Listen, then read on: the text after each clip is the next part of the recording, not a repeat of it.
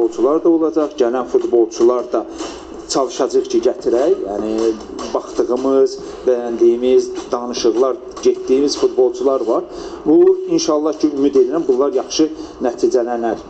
Yəni, gətirmək istədiyimiz futbolçuları gətirə biləcəyik. Planlar nədir? Planlar fasilədən sonra bir həftə düşəcək, 10 gün düşəcək maksimum istirahətdən sonra burada yığışacağıq və heç bir səfərə, yəni həmişə əvvəllər necə olub Antalyaya, belə şeylər olmayacaq. Burada meydançamız, şəraitimiz buna imkan verir ki, biz burada hazırlaşaq. Yəni deyirəm, qışdan əvvəl, qışdan sonra bizim gözləntilərimiz dəyişmir.